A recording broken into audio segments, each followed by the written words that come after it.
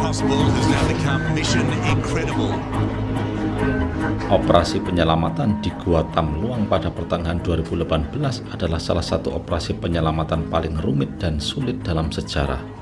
Operasi ini melibatkan lebih dari 10.000 orang, termasuk 2.000 tentara, 900 polisi, 100 lebih penyelam, dan perwakilan lebih dari 10 negara.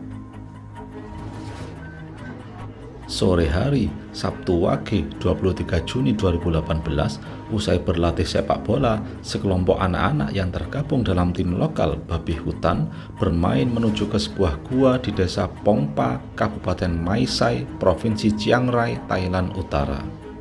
Salah satu pelatih tim ini, Ek Kapol Chan Tawong, mengajak 12 anak didiknya untuk mengeksplor gua dan melepaskan penat usai berlatih di bawah terik matahari. Setelah bersepeda sejauh 3 km dari lapangan, mereka tiba di TKP. Baru beberapa menit memasuki mulut gua, langit tiba-tiba diselimuti mendung tebal. Hujan deras pun mulai memasuki mulut gua dari berbagai arah. Banyaknya air hujan yang membanjiri mulut gua dalam waktu singkat memaksa mereka masuk ke dalam lorong-lorong sempit. Karena saat itu seharusnya masih musim kemarau, mereka tak menyangka bahwa hujan deras berlangsung lama. Di tengah kepanikan menghindari air dan rasa penasaran terhadap bagian dalam gua, tak terasa mereka terjebak di ruang sempit. Sampai di sini mereka masih yakin dan berharap bahwa air akan segera surut. Yang mereka tidak ketahui, hujan ternyata masih deras dan belum ada tanda-tanda akan berhenti. Sedangkan air sudah membanjiri bagian dalam gua yang masuk melalui retakan gunung akibat gempa, lubang kecil yang terbentuk alami karena hujan, resapan tanah yang menembus hingga ke dalam gua dan dari mulut gua itu sendiri. Pada saat mereka mencapai kedalaman 500 meter dari mulut gua, air datang mendekati mereka. Merasa dikejar air, mereka pun tidak keluar menuju mulut gua, melainkan justru masuk ke dalam gua mencari tempat yang lebih tinggi dan tidak terjangkau air. Sialnya, rute yang mereka lalui justru lebih rendah dari dugaan mereka. Akibatnya, air pun semakin lama semakin mengejar mereka. Pelatih dan 12 bocil ini kemudian tetap berusaha masuk meski melewati jalan yang sangat sempit.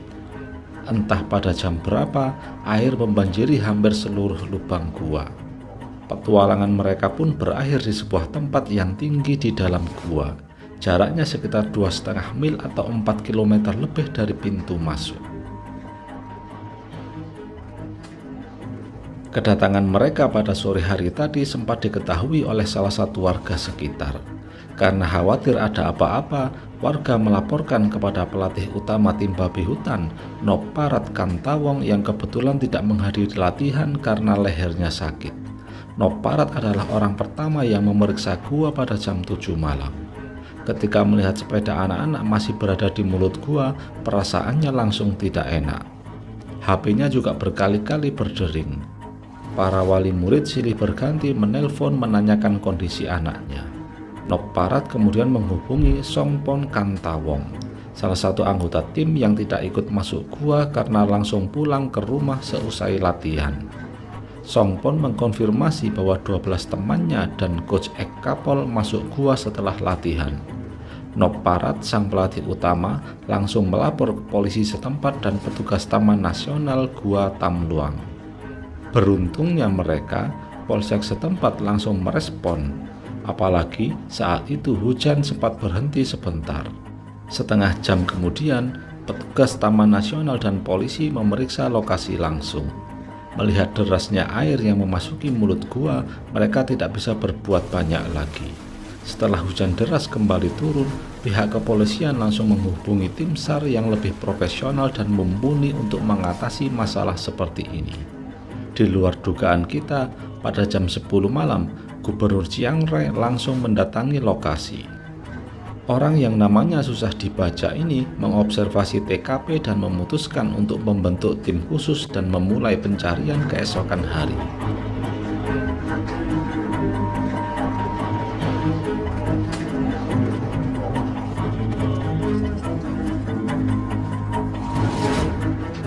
Hari kedua, 24 Juni 2018, tim gabungan dari kepolisian, militer, dan Angkatan Laut Thailand sudah tiba di lokasi. Anggota Navy SEAL Thailand sempat mengalami kesulitan saat melakukan penyelaman karena minimnya jarak pandang di dalam gua. Hal ini disebabkan bercampurnya air dan tanah di permukaan gua. Apalagi bagian atas permukaan gua dipenuhi batuan tajam yang sangat berbahaya dan di luar apa yang mereka alami saat latihan menyelam sehari-hari. Saat tim lagi bingung mau berbuat apa, salah satu petugas Taman Nasional Gua Tam Luang teringat akan sosok peneliti gua. Dia adalah Bapak Ferenc Unsworth, seorang ahli gua asal Inggris yang sudah 6 tahun lebih meneliti gua ini secara mendalam. Dia puluhan kali memasuki gua ini sambil memetakan jalur, kedalaman, dan hafal berbagai titik yang berbahaya ataupun berpotensi dijadikan tempat berlindung bagi anak-anak. Ferenc Unsworth saat itu tahu bahwa penyelam biasa tak akan mampu bertahan di dalam gua Tam Luang yang dipenuhi air dan lumpur. Para penyelam dari Angkatan Laut Thailand biasa dilatih di laut terbuka yang luas dan jarak pandang yang relatif jelas. Beda dengan kondisi gua Tam Luang yang pada beberapa titik airnya sangat keruh dan jalur yang sangat sempit karena hanya selebar badan manusia. Karena itulah, Ferenc Unsworth mengusulkan pada pemerintah Thailand untuk meminta bantuan pada temannya, yakni orang yang ahli dalam penyelaman gua. Penyelam gua adalah skill sulit yang jarang dijumpai. Hanya beberapa puluh orang saja di dunia ini yang memiliki minat untuk melakukan hobi di luar nalar seperti ini, termasuk teman-teman Pak Ferenc yang ada di Inggris. Pak Ferenc kemudian menyodorkan beberapa nama penyelam gua terbaik yang dia yakini akan mampu mengatasi masalah ini. Pemerintah Thailand kemudian gercep melakukan komunikasi dengan kedutaan Thailand di London. Upaya ini juga didukung oleh maskapai Thai Airways yang mengangkut para ahli penyelam gua ini dengan cepat dan gratis. Di sisi lain, Gubernur Chiang Rai mengumpulkan warga sekitar pemilik sawah agar mengizinkan sawahnya dijadikan tempat pembuangan air. Untunglah, warga sangat mensupport perintah gubernur ini dengan merelakan sawahnya gagal panen demi misi yang mulia tersebut. Tim SAR gabungan kemudian berusaha menguras air menggunakan pompa air dari mobil damkar, dibantu pompa air warga yang biasa dipakai untuk mengairi sawah. Hasilnya nihil. Kemampuan pompa sangat tidak sebanding dengan jumlah air di dalam gua dan tambahan air dari derasnya air hujan. Saat hujan berhenti sebentar, ratusan tim SAR gabungan mencoba menyisir bagian atas bukit dan gunung Nang Non untuk mencari lubang yang mungkin bisa menghubungkan mereka dengan bagian dalam gua. Cara ini dianggap paling efektif untuk mengevakuasi anak-anak karena tidak perlu repot-repot menyelam. Namun, dari puluhan lubang yang ditemukan, tidak ada satupun yang bisa dipakai untuk evakuasi. Saat tim SAR mencoba memasuki lubang, hasilnya nihil karena lubang terlalu kecil. Andaikan memaksa untuk masuk dan merusak atau melebar ukuran lubang, belum tentu tembus ke area yang ditempati anak-anak. Bisa saja menembus area banjir di dalam gua. Akhirnya, lubang kecil dan berkelok menuju gua itu pun ditutup agar tidak menambah banyak air yang masuk ke dalam gua. Hari ketiga, berita mengenai kejadian ini makin meluas hingga ke seluruh pelosok negeri. Warga Thailand dari berbagai golongan kompak memberikan bantuan, mulai dari senter, lampu portable, peralatan masak, bahan makanan, dan lain-lain. Bahkan tidak sedikit pedagang kaki lima seperti penjual es krim atau makanan ringan menggratiskan dagangannya kepada para relawan. Bantuan berupa pompa air dengan ukuran besar juga bertambah. Kali ini cukup berdampak besar dengan berkurangnya volume air di dalam gua. Karena air semakin surut, beberapa pompa air kemudian dibawa masuk menuju chamber 3. Chamber 3 adalah ruangan kering cukup besar yang tidak kemasukan air sama sekali. Sedangkan dari negara lain juga mulai banyak utusan dari negara sahabat Thailand yang ikut membantu tenaga seperti Amerika dan Cina yang mengirim tim dan peralatan khusus bencana. Ada juga dari Indonesia yang diwakili oleh Basarnas dan BNPB yang membantu mendistribusikan logistik dan lain-lain. Adapun ahli penyelaman gua asal Inggris datang pada siang hari di hari ketiga ini. Hari keempat, Navy SEAL Thailand menyelam dan memasang tali di sepanjang jalur yang bisa mereka lewati. Tali ini berfungsi sebagai pemandu bagi penyelam selanjutnya untuk menuntun mereka agar tidak tersesat saat akan kembali. Upaya mereka hanya sampai di T-junction alias pertigaan. Mereka dipaksa mundur karena ada arus yang cukup kuat dan visibilitas di dalam air yang sangat terbatas. Posisi T-junction ini berjarak 2 km lebih dari mulut gua. Hari kelima hingga hari ke-8, upaya penyelamatan nyaris tidak menemui kejelasan karena makin derasnya hujan dan dalam waktu yang cukup lama. Upaya penyelaman juga selalu terhenti di T-junction. Tim kemudian memutuskan untuk memakai chamber 3 sebagai posko operasi. Segala peralatan penyelaman, lampu, makanan, dan lain-lain dibawa ke ruangan ini untuk menghemat waktu. Hari ke-9, John Valentine dan Rick Stanton melanjutkan pemasangan tali pandu yang sebelumnya dipasang oleh Navy SEAL Thailand. Mereka berhasil melewati T-junction dan mendekati Pattaya Beach. Menurut Bapak Farron, di dekat Pattaya Beach ada area yang posisinya lebih tinggi dan kemungkinan besar ditempati oleh 13 anak tersebut.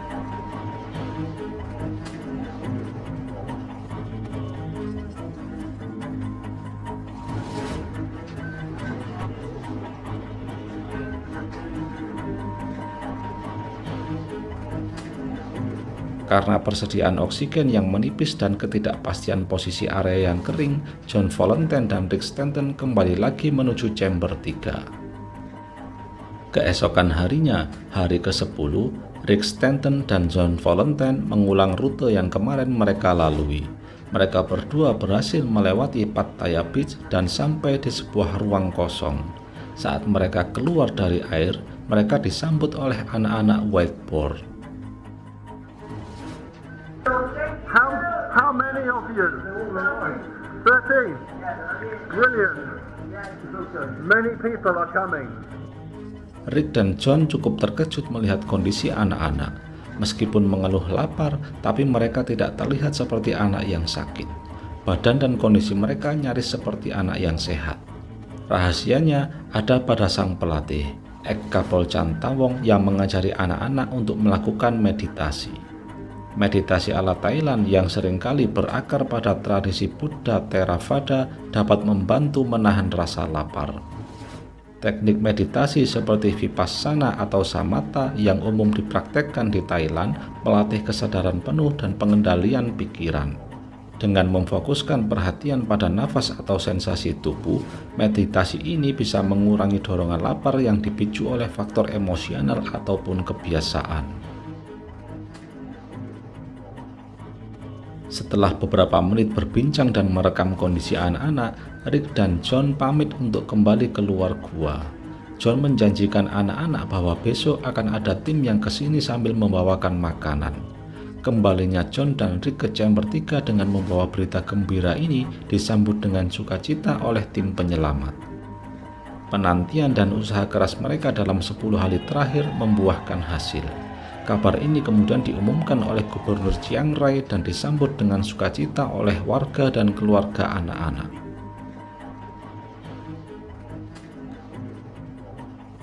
Keesokan hari setelah ditemukan, 7 anggota Navy SEAL Thailand dan seorang dokter dari Angkatan Laut dikirim untuk memantau kondisi anak-anak.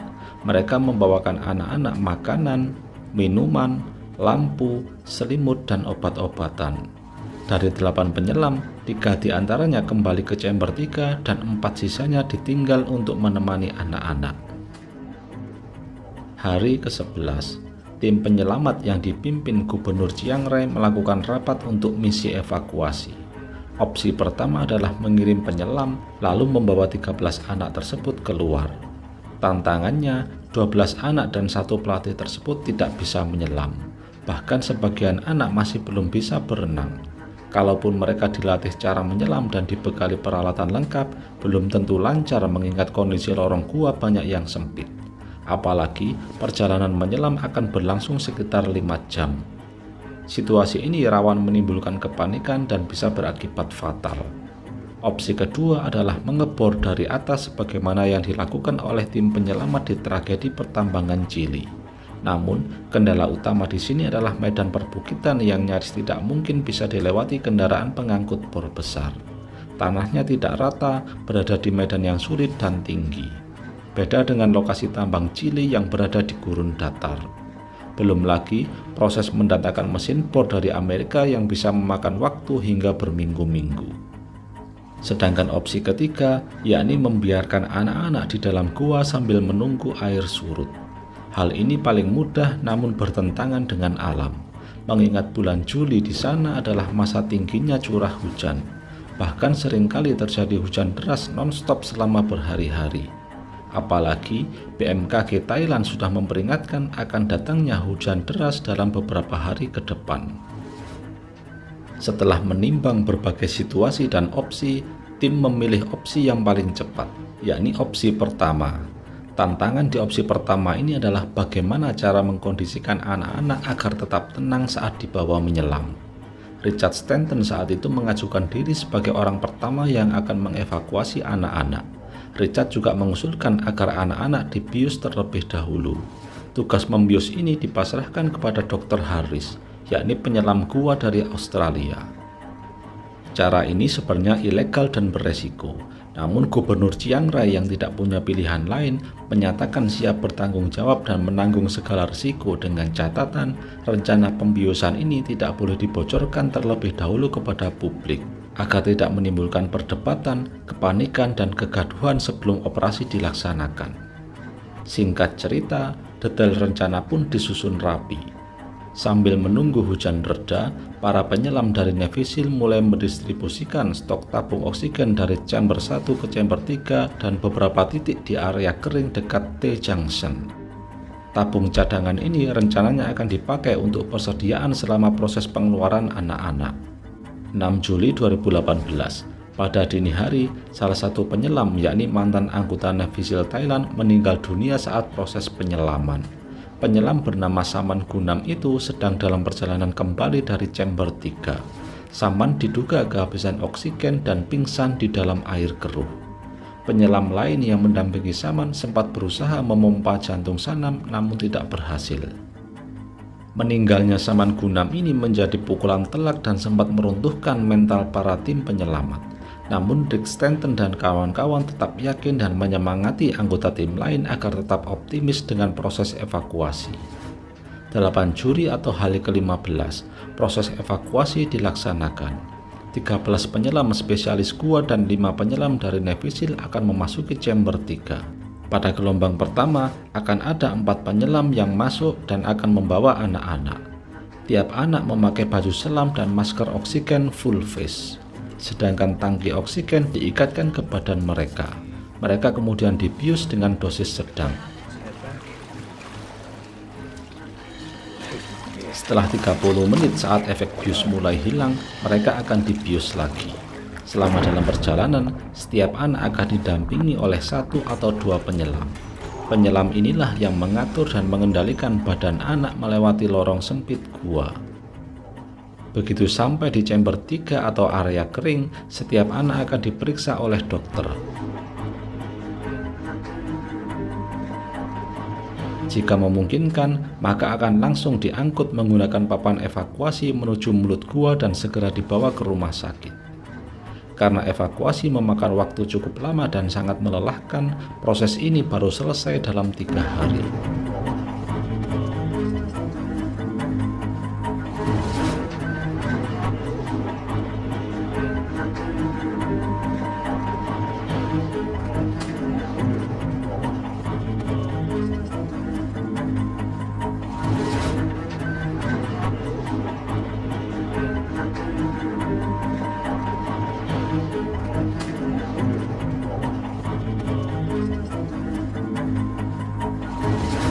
Meski sudah diselamatkan, mereka tidak bisa langsung pulang karena harus menjalani proses recovery di rumah sakit selama 10 hari.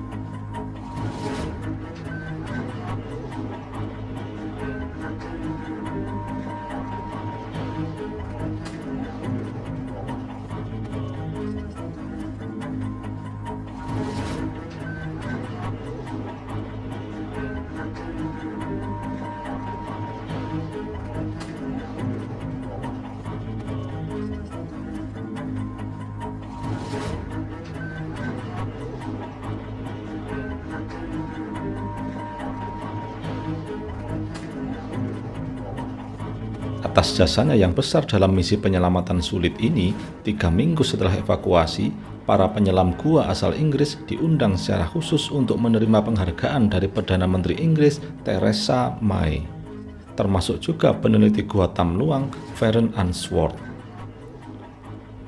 Pada September 2018, giliran Raja Thailand yang memberikan penghargaan kepada 188 orang yang berjasa besar dalam misi penyelamatan ini, di mana 74 orang diantaranya berasal dari Thailand dan 114 sisanya dari luar negeri. Relawan dari luar Thailand ini mendapatkan kartu Thailand Elite atau 5 tahun bebas visa dan liburan gratis di Thailand selama 1 minggu. Adapun untuk mengenang penyelam yang meninggal, Saman Gunan, dibuatlah patung perunggu setinggi 3,2 meter yang dibangun di dekat pintu masuk Taman Nasional Doi Nang Non.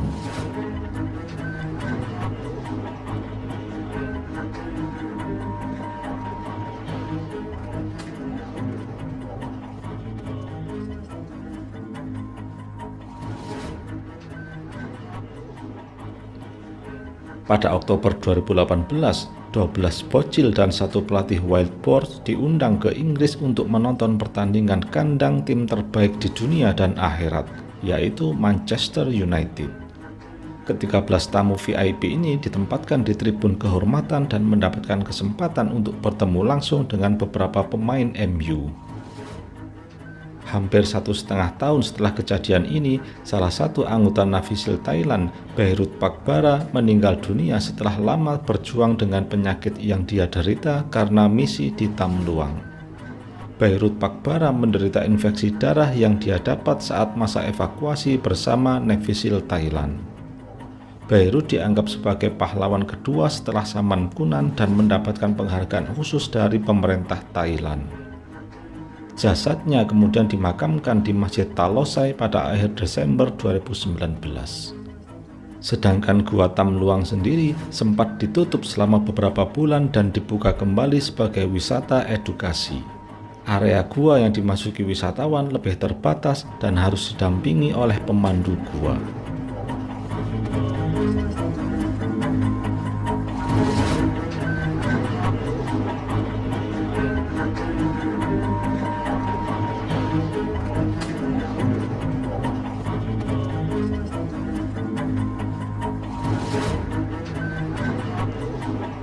Terima kasih sudah menonton. Tetap perbanyak membaca dan jangan duduk di toilet jongkok.